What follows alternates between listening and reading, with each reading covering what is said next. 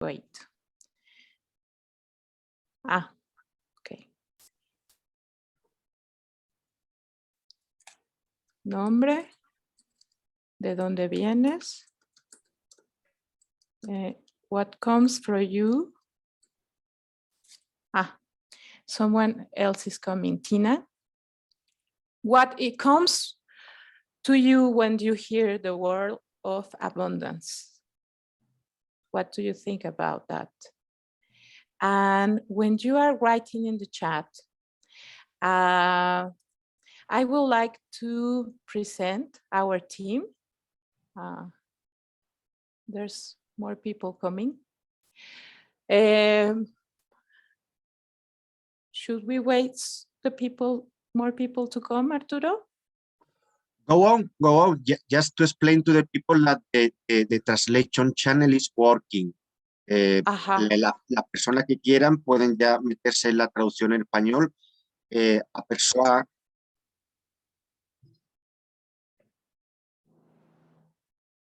Okay, and the ones who are coming, there are 3 questions. Your name, where you come from, and what comes to you when you think about abundance. You put it in the chat right now. When we can also, we have Don Hall from Colorado, Abundance Share the Super Plus, Anaí from Chile, Isabella, Abundance is Life, Sabina, it's moving, I'm sorry, Mother Nature. Thank you. And as you may know, we are part of the group of these conversations. We are looking and exploring how we can make a community of practice with trainers, and we have 2 more conversations before, and this is the 3rd one. We have here, our team is Ruth. He's in the technical support. Ruth, if you can.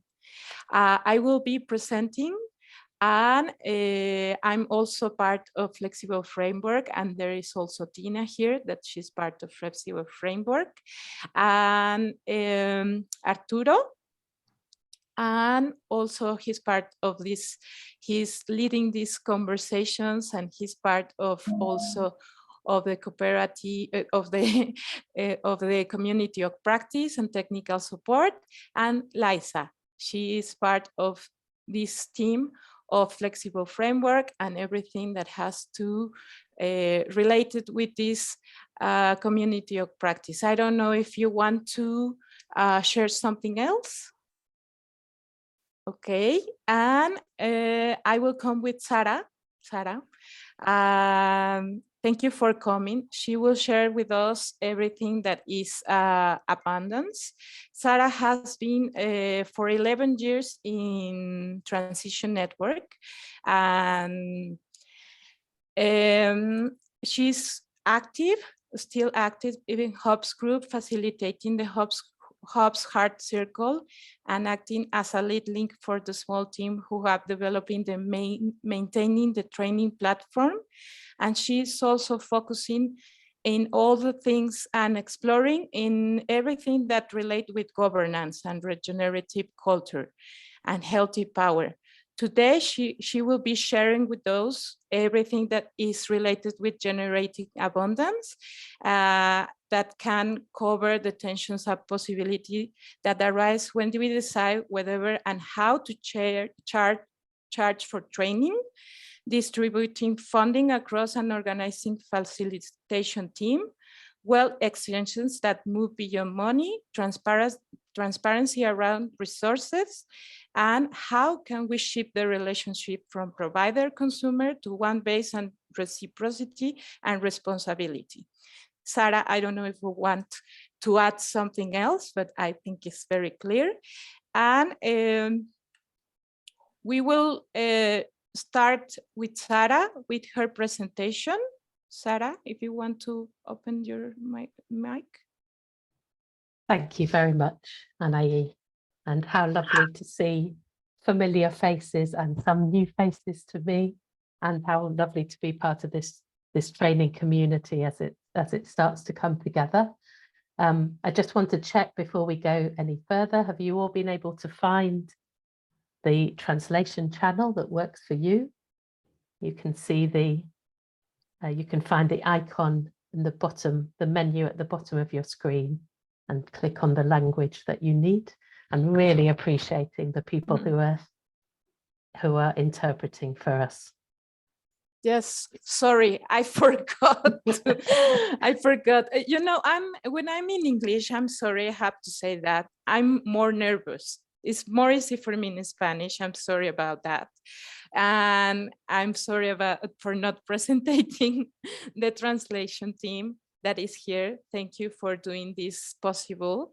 And if you have any issues with that, you can raise your hand and tell us also in a chat if you have problems with that.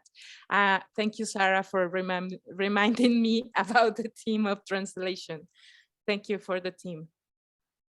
By the way, I have a message from the translator just to speak slowly to the presenter so the people can translate more with more perfect. Thank you. Thank you. That's a good reminder. So I'm hoping you can now see my screen. I'm very aware that the presentation is in English, but that's really to help me stay on track rather than because it's got lots of information in it. It's just to give me some threads through this story. And I started with this question. How can we provide well-resourced and resilient training opportunities which embody transition values? This was the question that I asked myself as I was preparing this session. And some things I noticed about that question, it feels really important to me that our training is well-resourced. We know training is such an important way to spread and deepen the transition movement, to engage with others, to bring more people in, to build the skills and the capacity we need as a movement. It feels so important to me. And it feels important to me that we are doing it in a way that feels resourced and resilient, not in English we say on a shoestring, spreading our resources so thinly that we're exhausted all the time.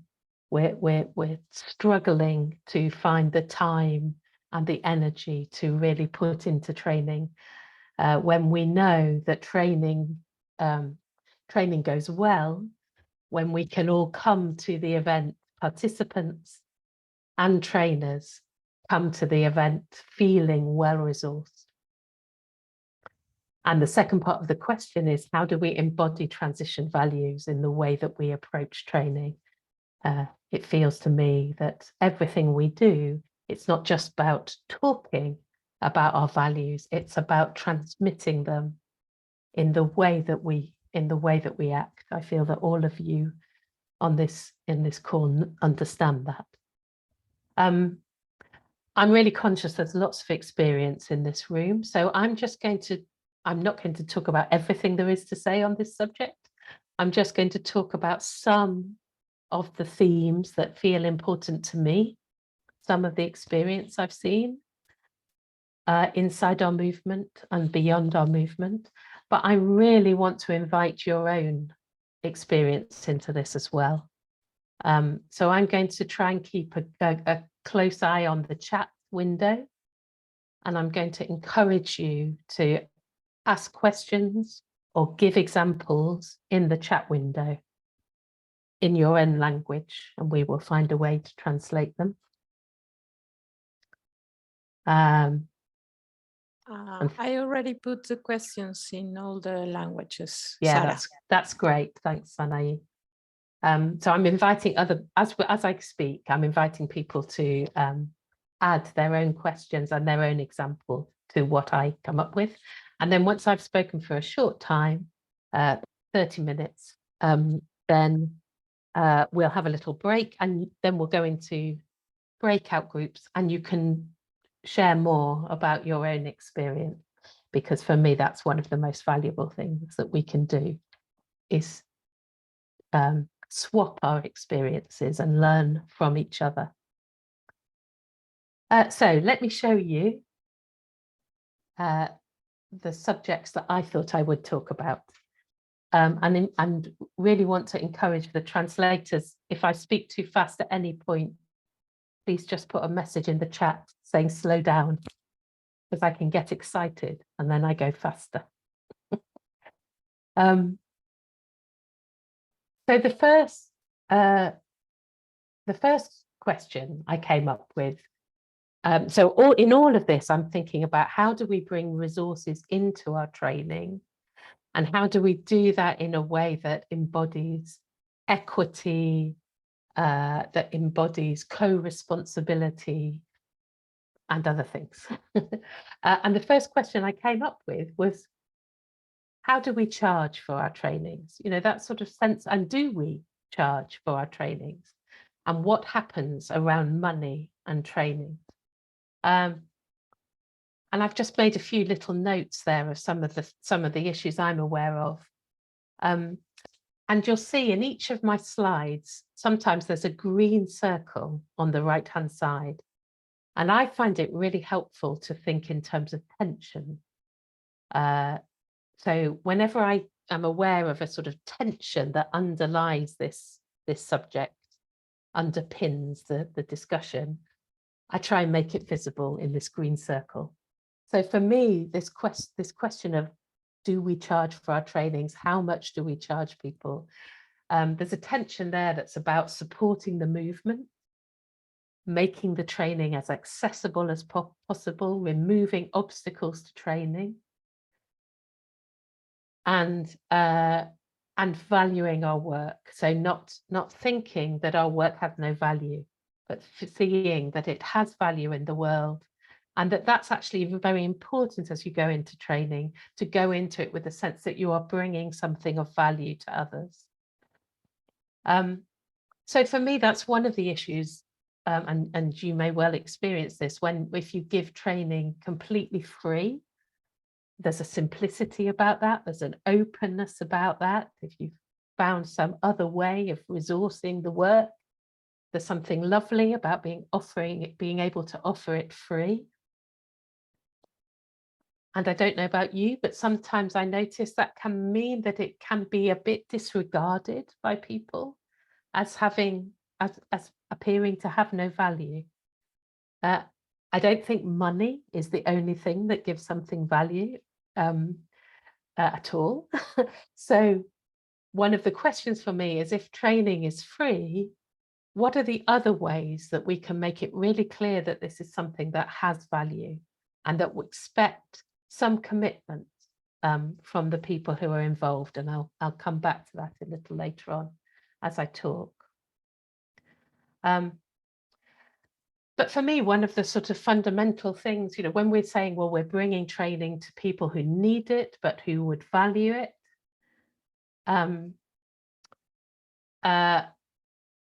one simple way of doing it is to say, well, we would expect people to pay something to participate. But usually I would expect we would want to set some sort of sliding scale. We know that not everybody has the same access to resources. I would say that one of our principles is that not having money shouldn't be a barrier to being able to be part of training. So we need some way then to make it accessible to all. So often you'll have got lots of experience of this. You might set sliding scale. You might offer some sort of bursary, some sort of free places for people who need it. There's a couple of things that I wanted to mention about that. I'm also seeing there's a couple of, are these questions in the chat? If those are questions it would be really helpful if somebody is able to just put a simple translation into English, and I will Sarah, I think them. those are translations of what you're saying, I think. Oh, nice. Okay. We are, Arturo put them in the chat also. Perfect.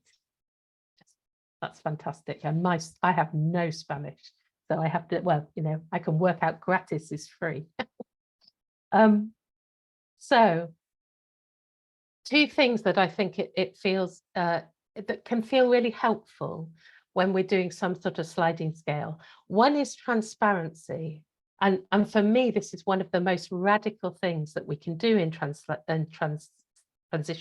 in the movement, is to be transparent about resources.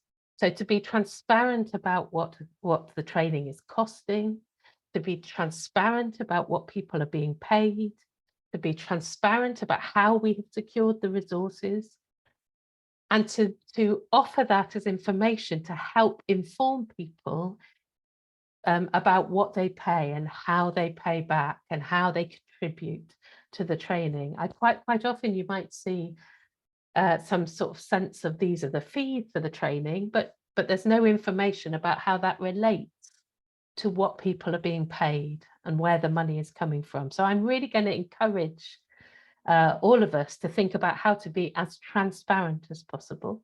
I think it's really powerful the more that we do it.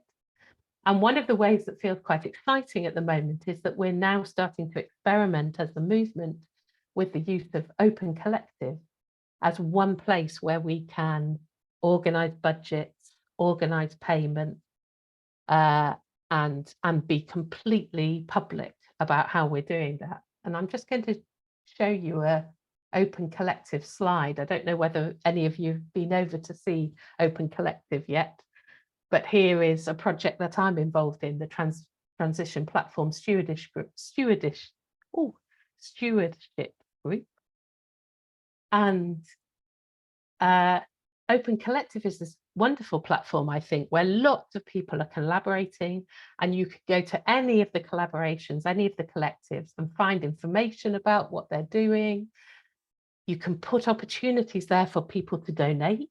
So it's a really interesting way for us to generate income, to invite donations into our work. There's more for us to set up here, but there's a possibility with Open Collective to set up events and for people to buy tickets directly on Open Collective. You know, so this might be one way for you to actually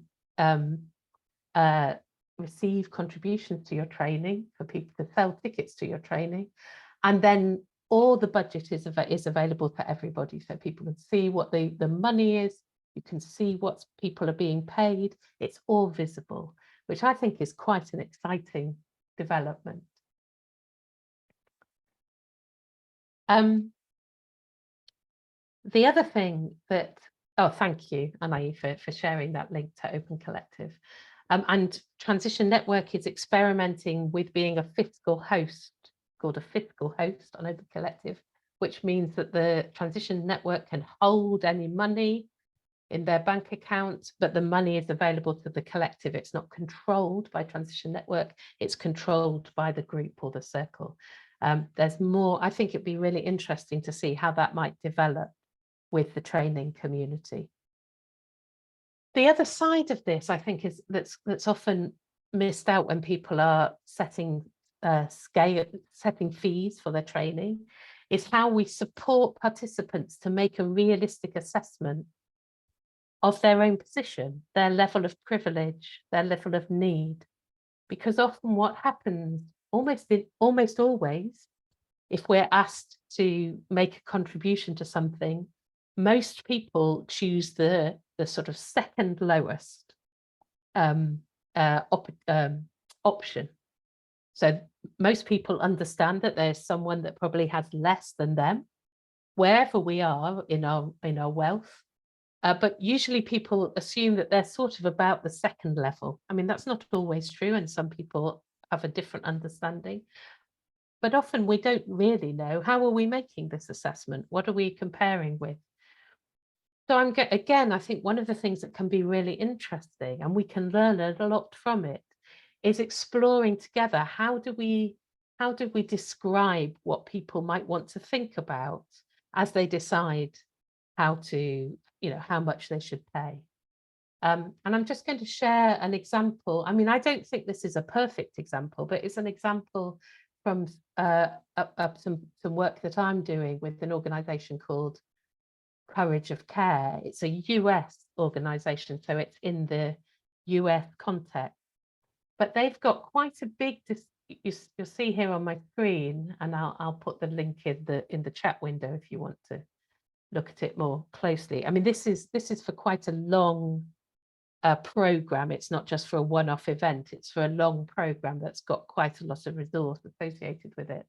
But what they've done is they've thought through quite a careful statement about who might have access to resources. They're saying explicitly that white people in particular in the US and others have benefited from unjust systems, and that this is an opportunity to practice reparation to the communities within our community, acknowledging Black people, Indigenous people, people of colour, for the generations of stolen land, of stolen resources. There's something about putting it in that sort of much bigger frame, which feels quite exciting to me, to just get people thinking about where has their wealth come from.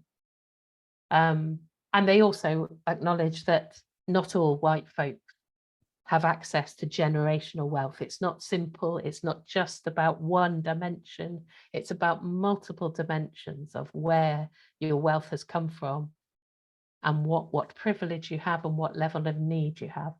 And you can see that they then give little examples of the sort of amounts that people might pay and what sort of things they might be thinking about to decide the right amount for them.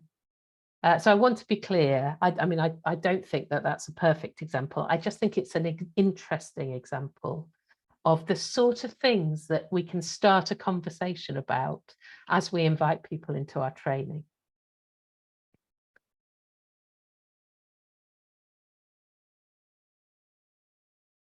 So then there's a question of, well, resources are coming in, but how are we paying ourselves as trainers, as organisers of training? And there's lots to talk about here, and I'm not going to go into all the detail. But again, I think there's something about the principles of transparency and paying attention to it, not making assumptions, but really thinking about how do we want it to work for this particular group of people. For me, a really good question to ask early on is, what roles are needed? Quite often I think we sort of end up with a group of people who've come together, but actually to think about, well, what work is actually needed, and how are we going to decide who will do that work? How will those roles be filled? Is it just whoever puts their hand up first? Are we going to do an election by consent? Are we going to select people in some way? Who gets to decide? All of those things, it's easy to slide over them, but actually modeling a transition way of doing that can really root your training in something very, very stable and very interesting. I've seen lots of different examples of people, how people share out money. You'll have seen lots of different examples. Sometimes people log the hours that they work, and there's some sort of agreement about a rate of pay for hours. So often in the transition movement, we know we're not paying for all the hours worked. That isn't the reality of what resource is available. So there might be something about looking at the resource that's available and agreeing how that will be shared out amongst the different people. Whatever we gather from the recipients, we're going to split it 3 ways, something like that. For me, I think it can, it's really important to pay attention if you're paying people different levels, that you understand why you're paying people different levels. Is there an assumption there that some sorts of work is less valuable than other sorts of work? That might be true, but let's think about on what basis are we doing that? How have we come to that conclusion? Who are the people who are doing the work that is less valued? Is there something interesting that's happening there in terms of who are in those roles? Who has power in the system, and who is coming along, who's actually doing the labor? Is it the same people who have got the power that are doing the work? For me, those are really good questions for us to always be thinking about. And many of you have been in some sort of cards on the table process. I've been in it with a number of people in this room. So some sort of process, and there's different versions of this, of sharing information from ourselves, sharing my own information about my needs, how much I often get paid, how much I feel I need at this moment, what my financial circumstances are, sharing that in an open way so that we can come to some sort of consent decision about what is the right split in this moment for this group of people. And one of the things that I think has been really interesting in some of the processes like that I've done recently has been the opportunity to do some redistribution of resources, to think about, okay, so, where is the wealth of our world? Where is the wealth being taken to in this world? How can we find a way to move some of that wealth, even in our tiny, tiny little transition way? How can we find a way to do a bit of reverse distribution of wealth to the places that have, for example, suffered so much from colonialism? So in all of this, I thought the tension that I put on the right-hand side, the one that I think I'm often playing with, is there's trying to find some sort of equity, some sort of fairness, and then knowing that that can be overwhelmingly complex. There's layers and layers of unfairness in the world, and we aren't going to be able to reverse all of that.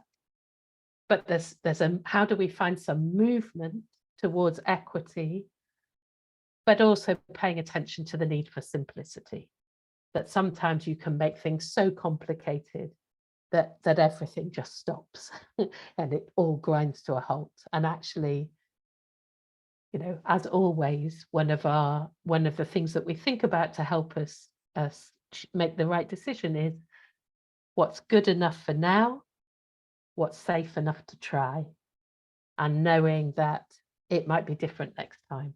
It doesn't have to be the same each time. Each time we can think, okay, how are we going to distribute things in this particular group? I'm going to go on, just keeping an eye on time, that's fine. I've been talking a lot about money, and I wasn't even sure whether it was good to start with money, because money, what's money? It's an imaginary thing, it's a damaging thing, it's, what does it mean? It's a source of a lot of pain for a number of people. And there's something for me about really sort of expanding the way we think about resources, and to think about how, what are the different ways that we can exchange value between us when we're doing any sort of collaboration, including putting on training. And sometimes people talk about wealth exchanges. This was a word I learned from University de New, who were the organisation that supported Transition Network on our shift to shared governance. So for all of that work, we didn't agree a fee with them. We explored a wealth exchange. We explored what we could do to support their organisation, what they could do to support our organisation. And we found all sorts of different ways to support each other. One part of it was money, but there was a lot more. So I was thinking about, what are the other ways that, training can be organised and that participants can contribute, in very simple ways. I'm sure you've all done some of this of, if you're putting on an event, a training, is there one person, is there somebody who can provide a venue? Are there different people that can bring food and share food? Is there a way that, can people be put up if people need to stay the night who can provide accommodation. You know, there's all sorts of ways that you can start to move this from a transaction about money to a community coming together to say, how do we organize this training together? What can people contribute? What do they need? I think it's interesting that quite a lot of that happens very naturally when we're meeting in person.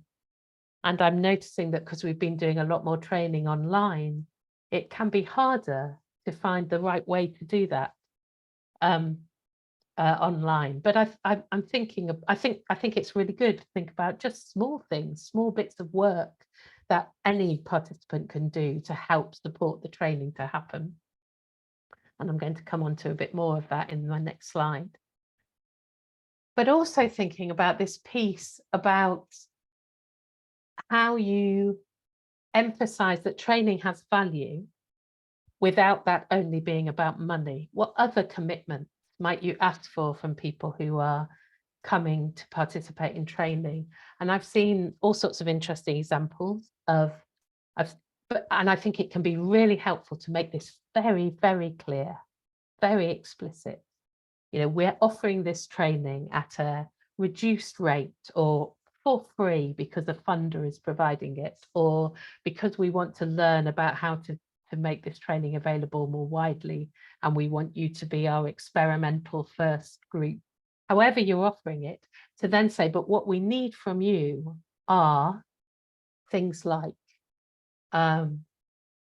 it might be a commitment to try out the training in their own group or in their own community. So, you know, it's actually a commitment, not just to come and consume the training, but to go away and try it out. You might ask for a commitment that they will give you some feedback, that they will tell you what they tried out, and they will, you know, there'll be a simple way. It doesn't have to be writing, it could be video, it could be a little audio note, but they will give you feedback about what they tried and how it worked. You might want to report back in 6 months. It doesn't have to be straight away, but you might want to say, you know, we're asking you to commit that 6 months later, you'll tell us how this training has been useful for you. Sometimes, you know, if you're a trainer, it can be really useful to have testimonials. You want to publicize the training to other people. So you want to ask people to give you quotes about how they used the training, why it was important, why they needed it. You might want to ask other transitioners to help you once they've benefited from the training, to help you reach more people, find the next group that needs it, you know, to actually be part of a process of cascading this training around the movement. Again, I'm imagining that you've all got all sorts of examples or different ways of doing this.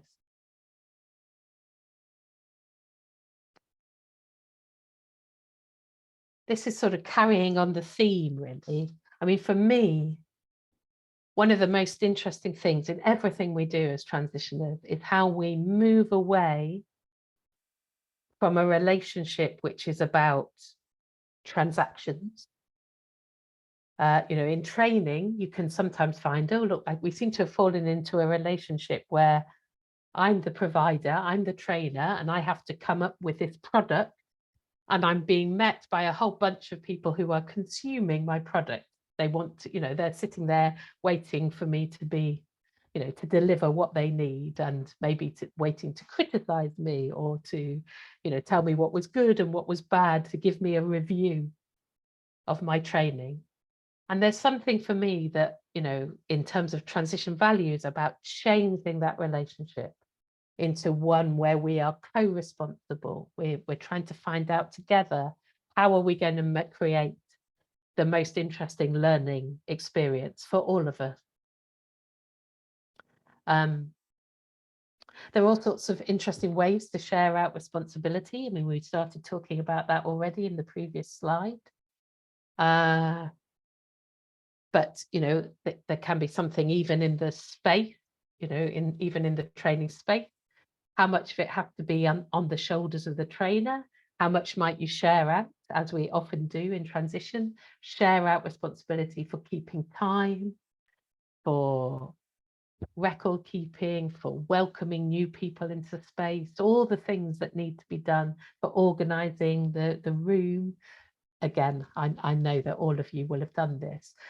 And often I think we think about it as just a simple practical way to make the thing happen.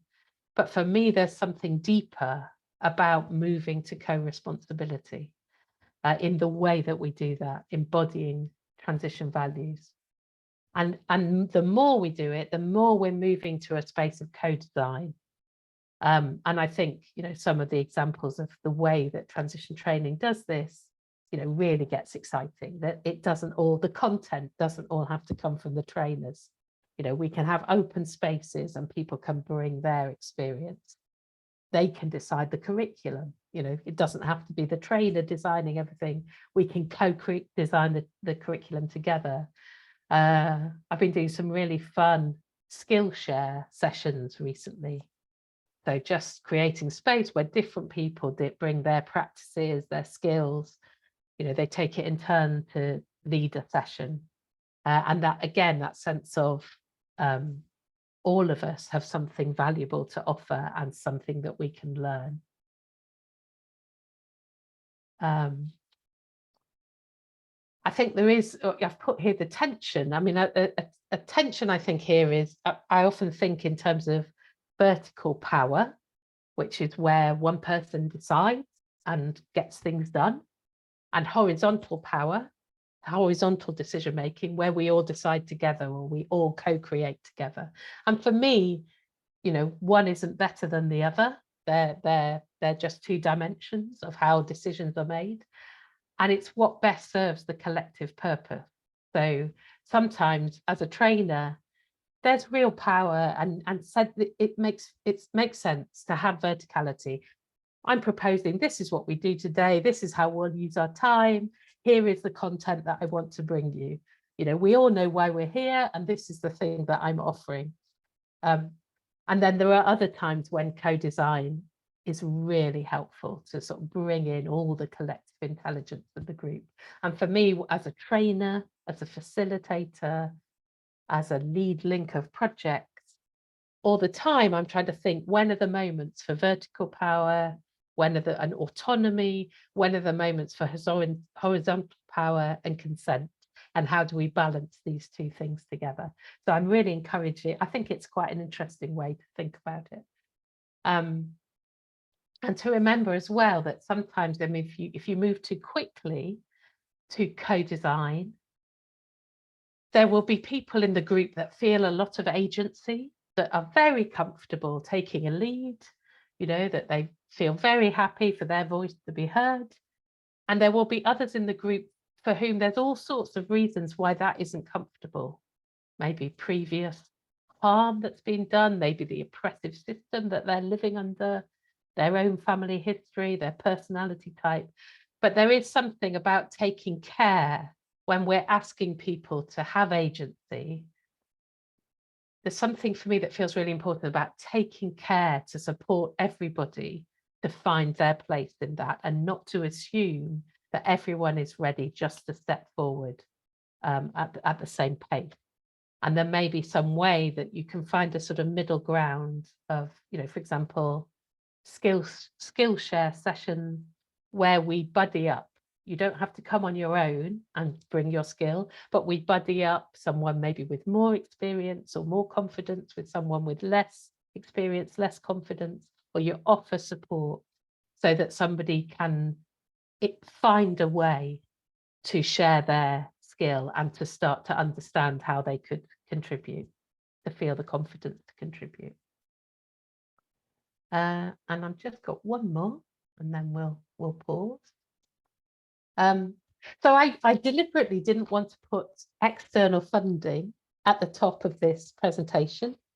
I think one of the things that we can do is get a bit over-reliant on the idea that the only way we can bring resources into our work is to find a funder and get a grant for it.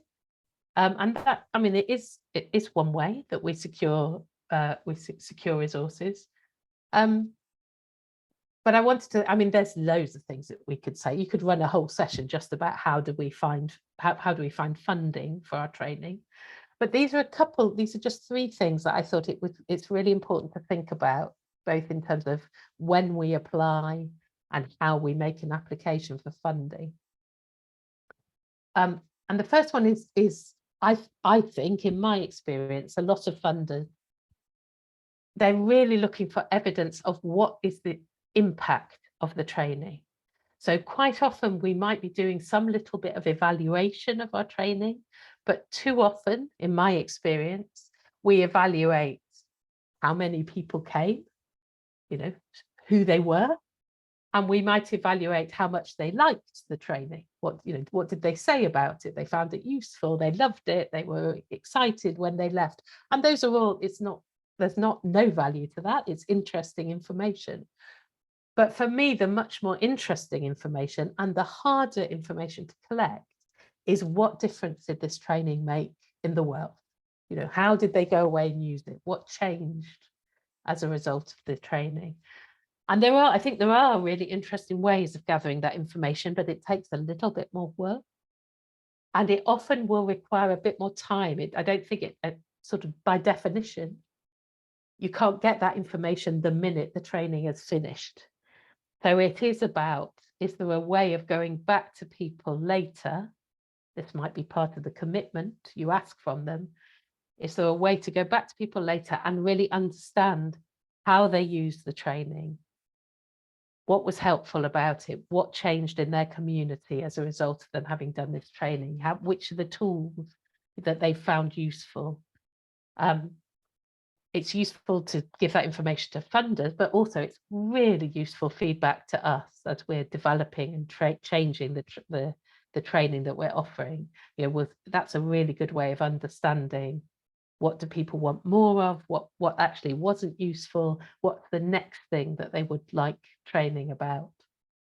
I've put here a sort of theory of change. Often funders ask for a theory of change. I have to admit that I find this sometimes quite a frustrating question. I don't have personally one theory of how change happens in the world. I think it's much more complex than that. There's all sorts of ways that change happens. And almost impossible to draw a straight line saying because of this happened and this happened and this happened and this was the outcome. I don't believe the world works like that.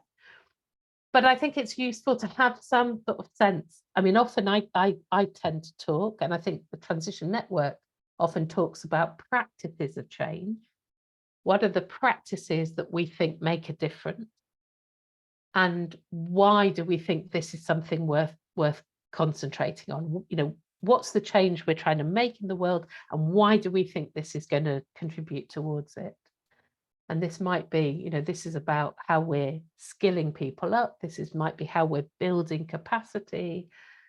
It might be about the sort of resilience that we see that's necessary, but there's something about being able to explain to a funder why this particular training we think is worth investing in, and to be thinking about that in sort of on a deeper level than just people would like to have it, you know, people would come, you know, but what would be different because of the training? And the final bit, and I've heard funders ask about this so often, is how will the training spread? How will it continue beyond the amount of money that they've invested? So I think I mean, we want this again, don't we? We don't want to be reliant always trying to get the next grant, you know, the next little bit of money for our own resilience, for our own well-being, for our own livelihoods. We want to have a model that means actually once this training starts, it's got a way of developing and building and bringing resource back into the movement and back into the training community. So I think there's all sorts of examples there of thinking through how, who would be the first audiences for this training, and then where might it go next? Once you've done all the work of developing a training, how can you use those resources in a way that means they get used in multiple places? Is there an appetite for them beyond the transition movement? Where might you take it? How might transitioners support you to take it into other networks or to collaborate with other networks to see where your piece of training fits with what's happening elsewhere? How can training be cascaded? How can it be, how can we do sort of training for trainers, which I know is one of the projects for this community, so that, again, the work that's done to develop the training then can sort of cascade out so that more and more people in different groups, in different contexts around the world can adapt the resources and deliver the training. So I think that's just like a little taste of some questions and some thoughts from me. I really hope it's at least sort of stimulated your own experience, or it's maybe given you some ideas or made you think of other things. What's missing from this that you've learnt in your experience? So I think what we're going to do now is we're going to have a 5-minute break, and then we're going to go into breakout rooms to explore this a bit further. Is that right?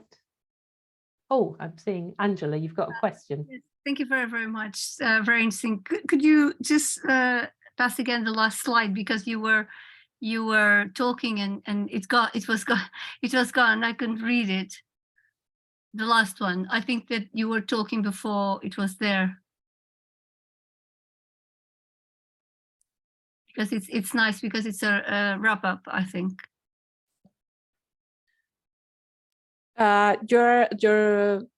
We can't hear you, Sarah. Sorry, it was just back to the original slide, Angela. I have a question, Sarah. Could we share the link in the chat? Yes, Thank I'll you. do that now. Yeah, so I'll share the link so you can all use that presentation in any way you want. Adapt it and add your own stuff. That would be great. Thank you. So we were going to have 5 minutes break, and we come back for the session of breakout rooms and questions. Thank you, Sarah, for everything. It was very nice.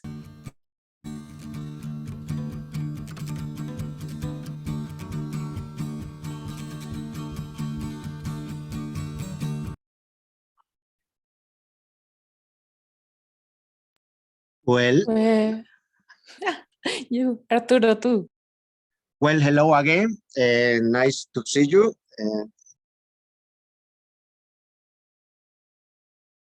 It was wonderful, your presentation, Sarah. Thank you very much. I'm speaking slowly to give time for the translation.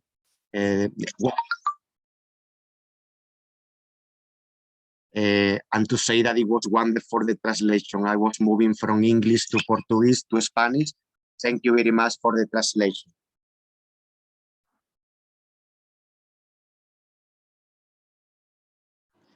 And now we are going to enjoy ourselves, to have a good time dividing in groups. So I'm going to ask Ruth, if you can prepare, like, I think maybe 3 groups. Maybe it can be by language. We have people who speak Portuguese, people who speak Spanish, and people who speak English.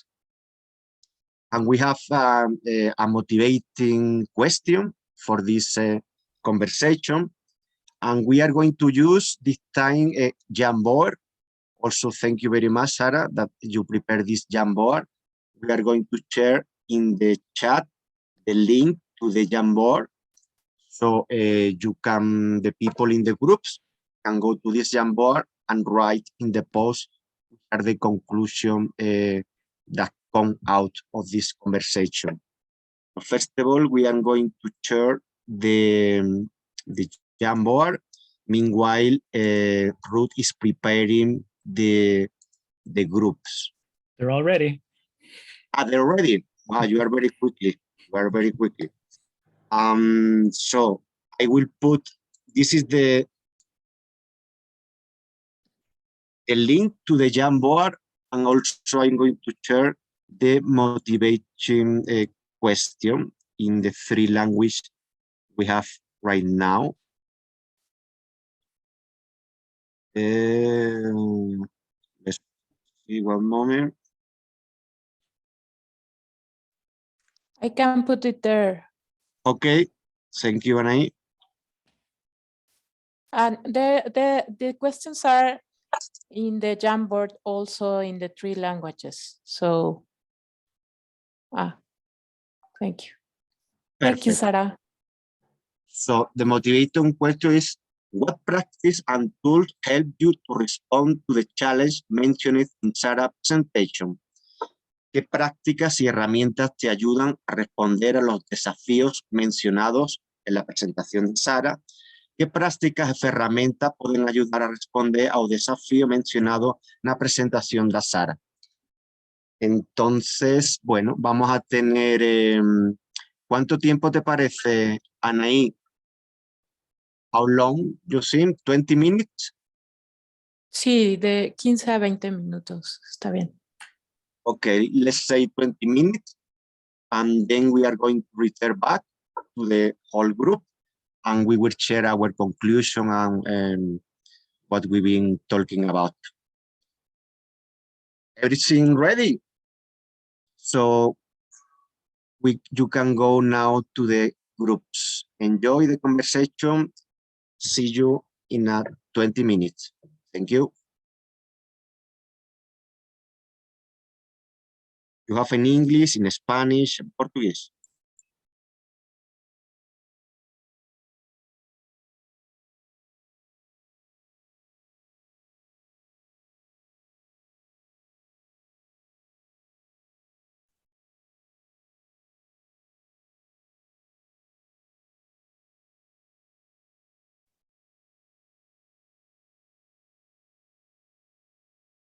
No, we can't hear you.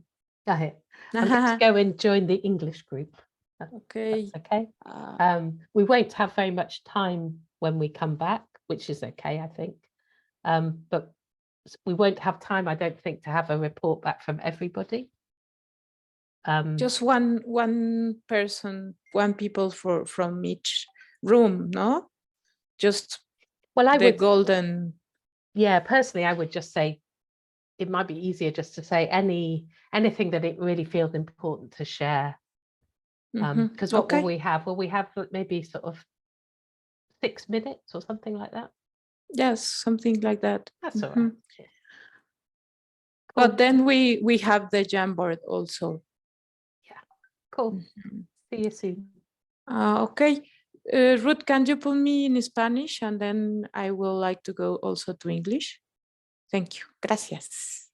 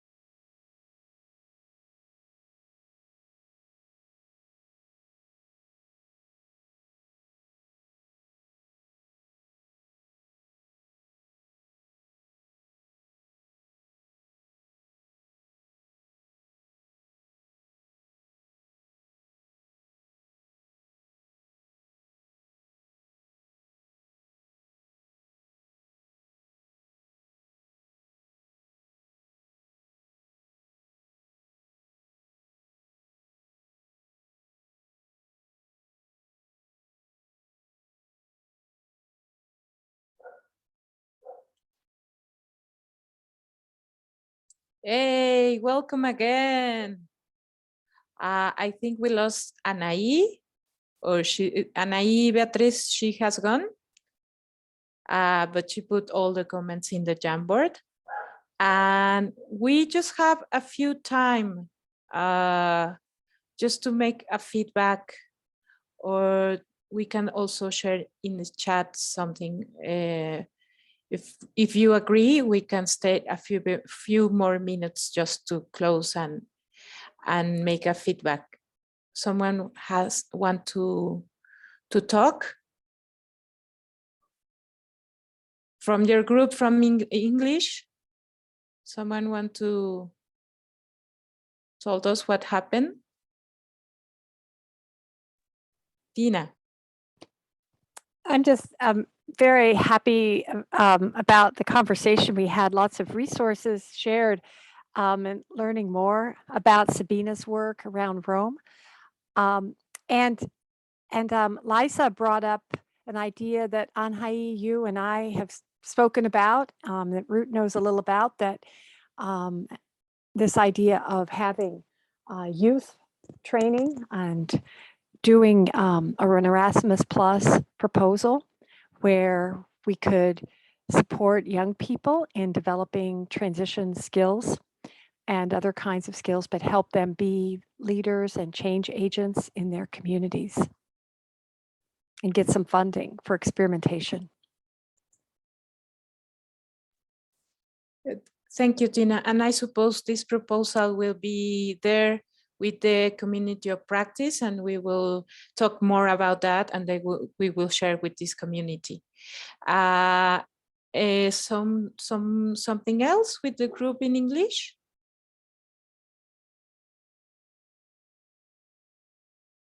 No. Okay. Don was sharing something. I can say that Don was sharing something, and we were all curious to know what he wanted to say about on-demand trainings. And yeah, maybe now it's the time.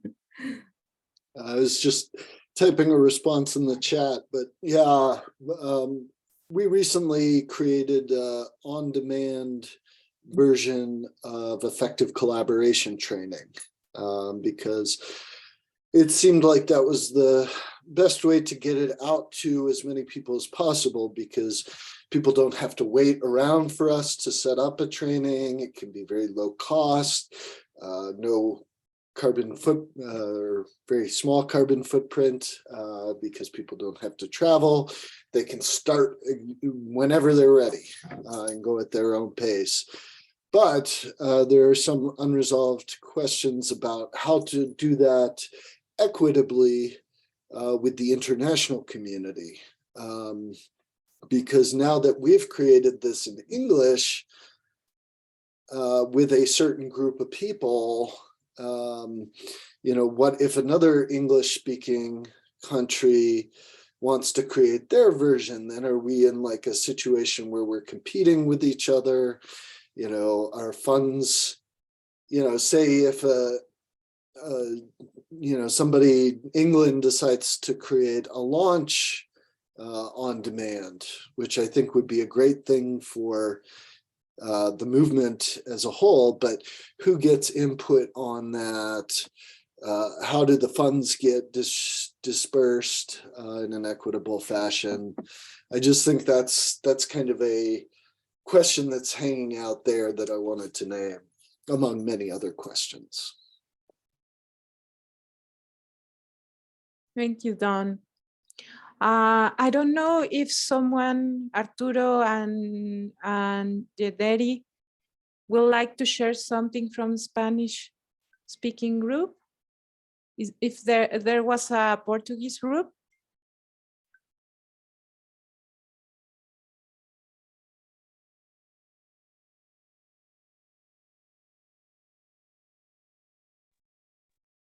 So from the Portuguese group, Angela, she suggested to create a multicultural nucleus, like a team, multicultural team in the transition nucleus, to have more different points of views and complementary points of views and also more critical points of view, which is interesting. Like Brazil is very multicultural, but we are kind of homogeneous in our equipe. Our team is kind of homogeneous. So to bring more different cultures, people from different cultural background would be very interesting. I found that suggestion very interesting. She also mentioned Erasmus Mundus joint master degrees, but this I can't talk about that. I couldn't understand very much what it is about. And we also in Brazil, we use a multi-economy system called fluxonomy, which divides the resources, economic resources in 4 dimensions: social dimension, cultural dimension, economic and ambiental dimensions, which is a very interesting system, but it's quite complex to talk about this right now. Yeah, we mentioned about that. And money bio also, which Sarah also, she mentioned that. We use that in Brazil as well. Yeah, we put some things there. You can have a look and contact us if you need further clarification. Thank you, Claudia.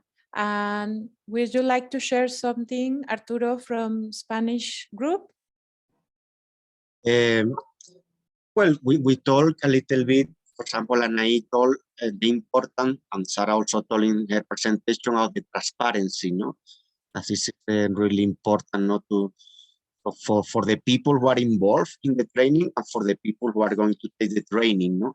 Maybe this give to all the participants from where come the money, how much, why, no? So the importance of transparency.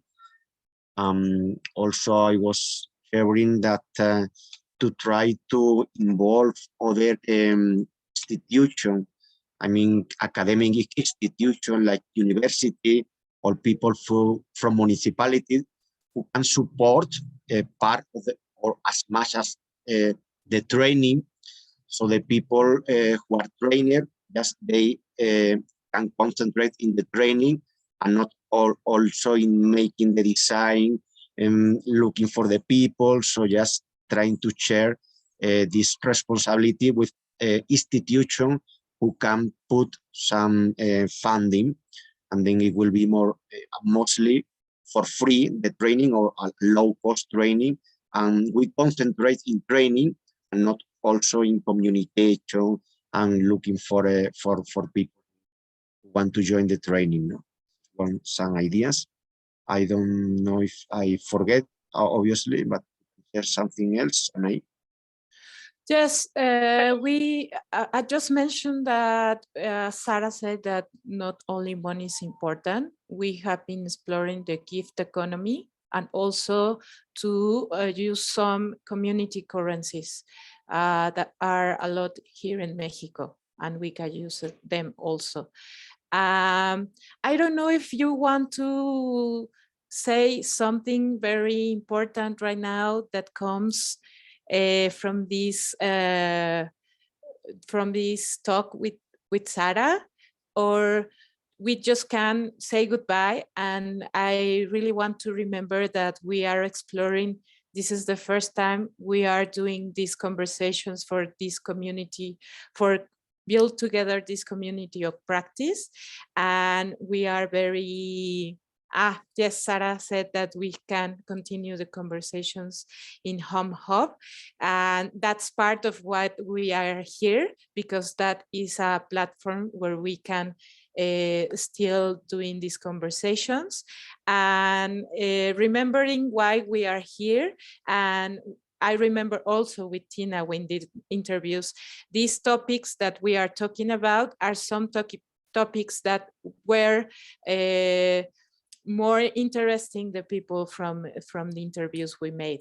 So this will be a space. We have another space next time with Beatriz, but now with Sarah, and the idea is to continue doing this skill sharing and feedback between us. And now, thank you, Sarah, for bringing the Jamboard to this session, because we were exploring with Miroboard, and we will see what happened with Jamboard. And at the end, we will show you all the things that were written there, the conclusions.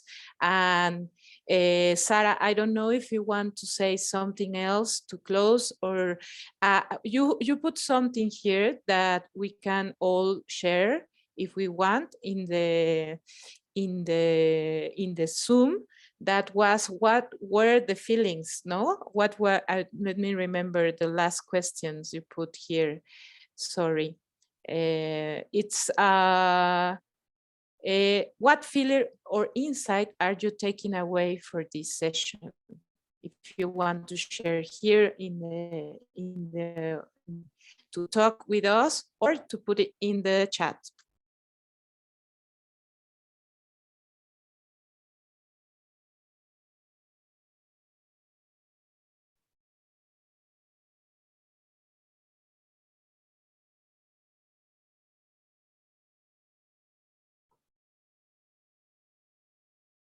Question, thank you. Evidence of impact. I love the ideas you share about it. It's from Claudia. Inspired to explore collaborations across borders. Just good to be here with you. I look forward to additional conversations, feeling of excitement and insight, great openness and trust, inspiration to create more and more. Well, thank you, Sarah. Feeling of community reconnecting and rehearsing and seeing your potential, excitement. And thank you very much. We are just at the end of this session. And I want to remember you that Beatriz is coming next conversation. She's coming to talk with us about inner trainings, inner transition, and I'm sure it will be very interesting too. And I don't know, Arturo, if you want to say something else. Thank you very much, Sarah. If you want to say more words, something else, thank you. Have a nice day. Thank you all for coming to this conversation. Gracias a todos por venir a esta conversación. Obrigado por o personal participar en esta conversación. Entonces, so the people, like Anai said, on the 20th of December, Wednesday, at the same time, we will have our last conversation of this series of 4 with Anai Pacheco from Chile. We will be talking about inner transition. I hope that this is for December, but next year we will continue for sure with more exciting moments of sharing this conversation. Thank you all for coming here. It was a pleasure. Have a nice day and see you on Hop Hub. Thank you. See you there. Thank you, Sarah. Bye. Bye-bye. Lots of love. Gracias.